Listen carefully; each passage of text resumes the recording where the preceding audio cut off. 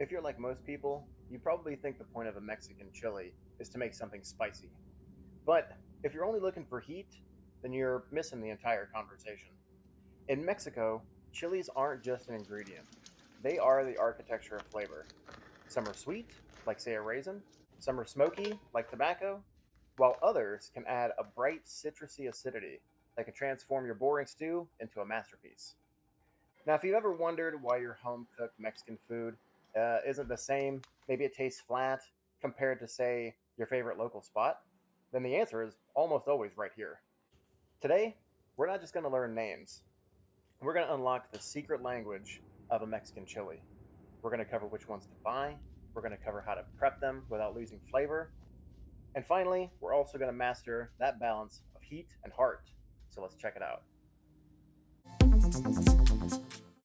If you're trying to expand your horizons into the field of Mexican cuisine and a recipe calls for certain types of chilies, it can become pretty overwhelming very quickly the first time you go to, say, a Latino market.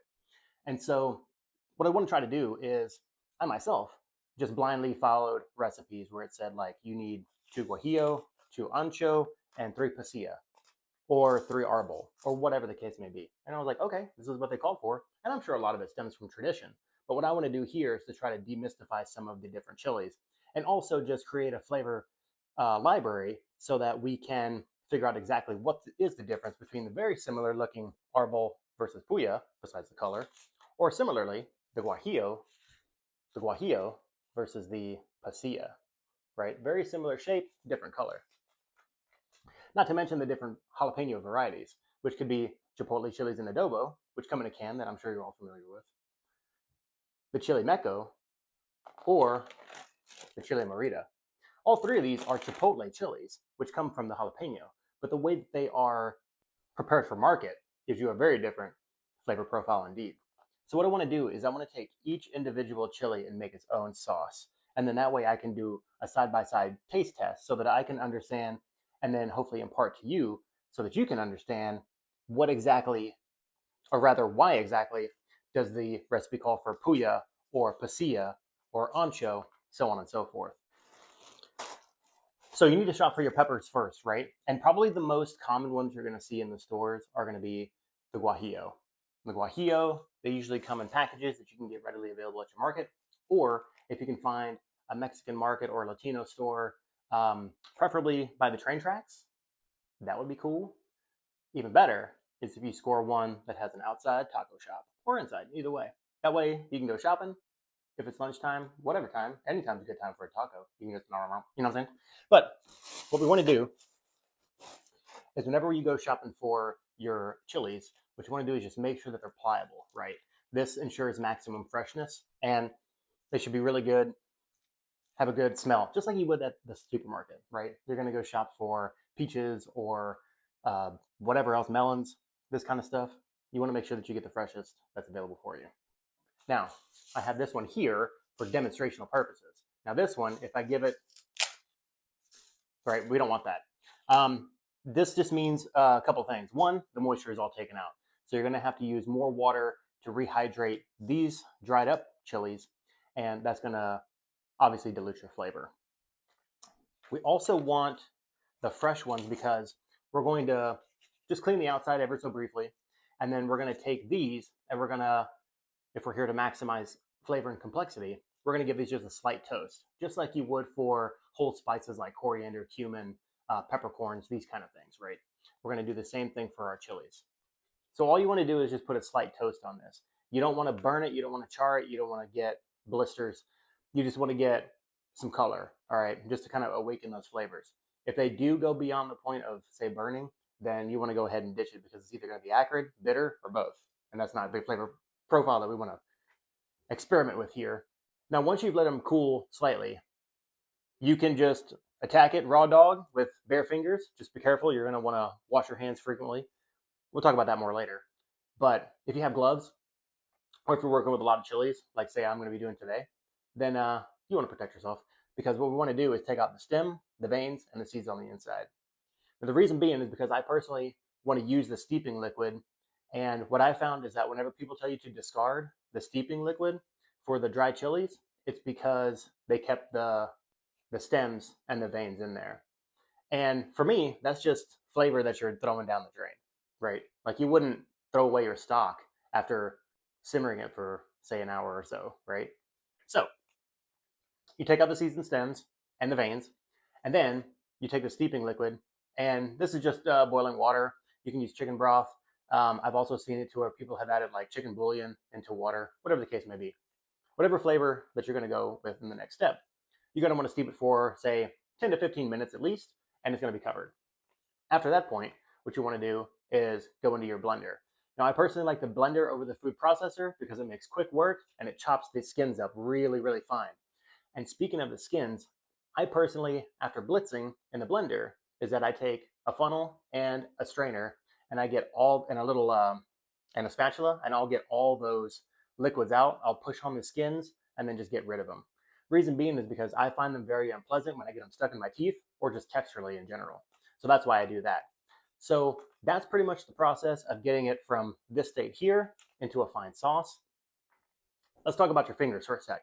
So if you're going through and removing all those little stuck stems and the little bits of seed and stuff like this, your fingers could get the capsaicin embedded in there. And if you go and like you rub your eyes or you go to the bathroom and you start touching yourself, it's going to be a bad day. Trust me. You're going to be like, what is the sensation I'm feeling? And not in a good way, right? So I've heard a lot of different wives' tales about how you get this through. You use ketchup, you use mustard, you use mayonnaise, you rinse your water with cool water, you dip it in milk, you do all this weird stuff, lemon juice. And honestly, the best way that I have found is like you don't want to get what my wife calls jalapeno hand mitts. What you want to do is take an 8-ounce mug, fill it with water, and get it tepid, right? I don't really want to use hot water. I don't want to use cold water. You want tepid water. And so tepid just means room temperature, by the way. And then you're going to add bleach, only 5%. So this is probably in the neighborhood of, say, like 7 mils or a quarter of a teaspoon. Put the bleach in there, stir it around, dip your fingers in, make sure you work it into the nails, like especially if you're working your nails in the seeds. That way, when you go to wipe your eye because you're watching a sad movie or whatever, you're not going to start burning at the same time. That's the best way that I found. And wash your hands afterwards, obviously. All right, now we're ready for the taste test. As Claudia would say, it's the best part. So that's what's up. So I got my spoons right here. That way I don't cross-contaminate. I got a little bit of water so that I can kind of palate cleanse myself. But it's got a little bit of apple cider vinegar in there, just that I can get like a fresher go. So let's go. Let's start with the one that I think is going to be the most mild and probably the most readily available, and probably the most that you've heard of is the chili guajillo. This one, really rich red flavor, comes with a Marisol chili, which is dried. Let's go ahead and give it a flavor. A little flavor test.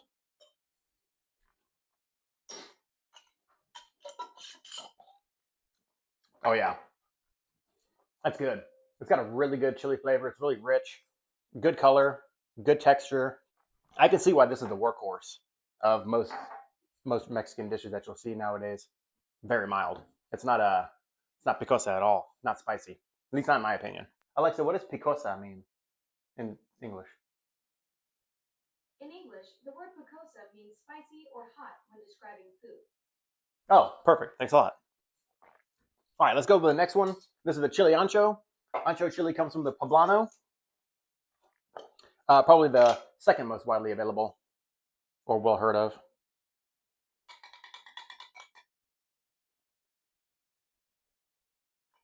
Really, really dark, almost brownish red color, like a brick red. Woo! Flavor's rich, deep. Holy cow. It's a bit mild. It's got some heat to it, but yeah, I gotta believe the hype. Kind of tastes like a raisin. As I live and breathe, raisin. It does kind of taste like a raisin. It's like chocolatey raisin, yummy. Like, yeah. All right, next one we're gonna do is the chile puya. Chile puya, let's see, it's got really good brown color.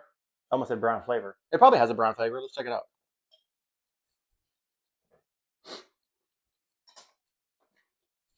Whoa.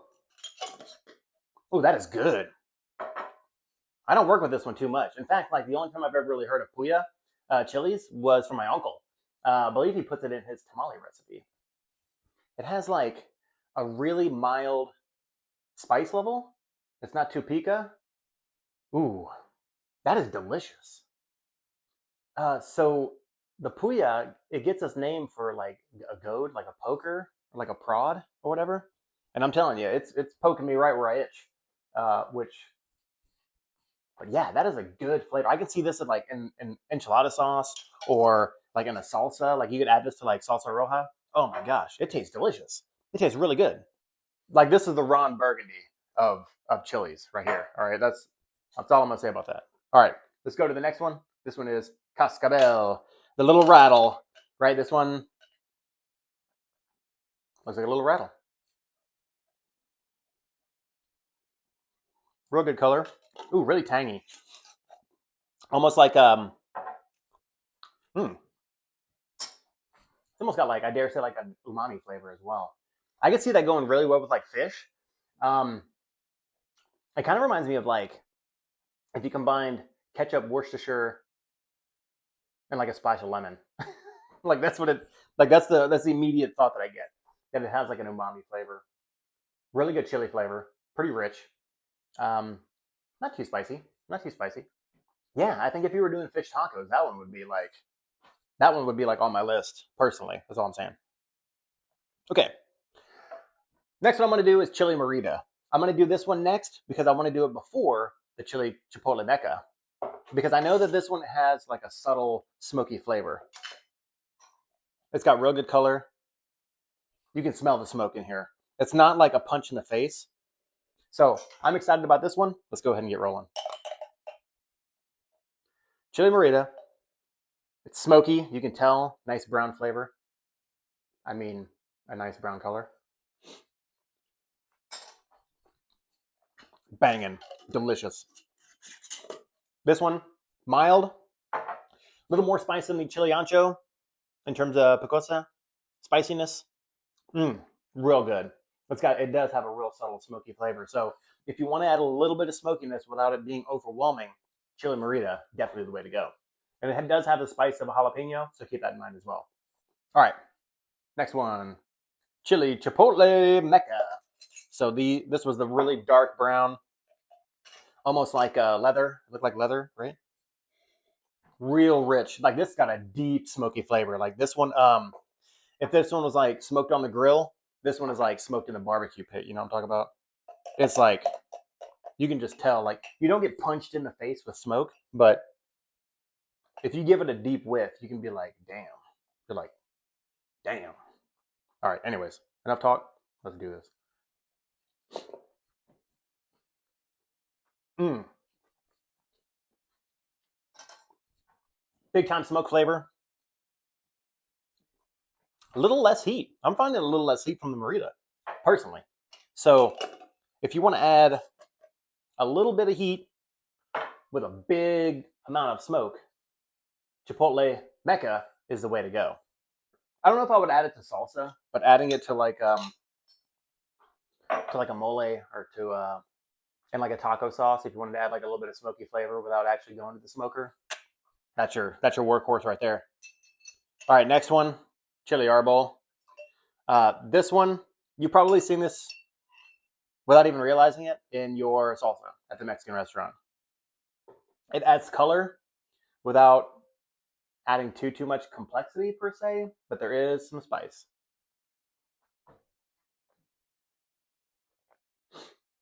Whew! Yeah, it's got good chili flavor.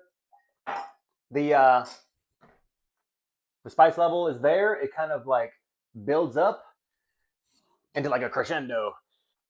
But from what I'm used to, like if you were to do this like straight out of the blender and just like take it and put it in your dish like last night, say, um, I don't know. I kind of feel like what I'm getting at is that this one mellowed out. The spiciness, don't get me wrong, it's there. It's a good like medium high on the cozy scale. All right, and the last one is pasilla. Now you can see this one. It has like a really dark brown flavor. I hate when I do that. It's not a flavor, coz. Now this one has like a really dark brown. Ooh, It's almost like chocolate. It looks like hot chocolate if it were like red, like a little tinge of red, and it kind of smells like hot chocolate, like with chili powder in it. You know what I mean? Like if you just like sprinkle a little bit in there. Let's give it a taste though. The pasilla comes from the chalaca pepper, and it actually means a little raisin. So,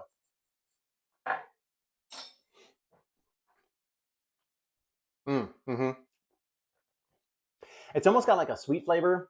Definitely chocolate. Definitely raisin. It's a little bit lighter, I would say, than the chili ancho. Where like ancho would be like the seasoned vet. Pasilla is like the new recruit, which is like I don't know, a very militaristic way of saying it, but like I would put like chili ancho in like a slow, like a mole, something like where you want like real rich flavors with like beef or lamb or something, goat. Pasilla, I can see going like in something a little bit lighter, like maybe chicken or fish, or even like a finishing sauce that you would like put at the end there. The spicy level, I can feel it, but it's not like pronounced. You know what I mean? Like it adds a little bit of spiciness, but it's not like super picosa. All right, that's it for all 8 chilies that we tested today. I hope that it gives you a little bit more confidence. So the next time that you're reaching for some chilies to add complexity to your dishes, you're going to have confidence in order to execute it. I hope this inspires you as well. Get to cooking, and we'll check you out on the next one. Peace. Similar with the pasilla. We'll leave that one for bloopers. Do it like, what's that dude? Like Captain Oily when he does the oil, and you, or with olive oil. I don't know. I don't know what you call that motion in your teeth. But do you know the difference between the chipotle chilies that you get in a can, the Merida? Incorrect. Definitely don't go to the bathroom and start touching yourself before you wash up, and really wash up. All right.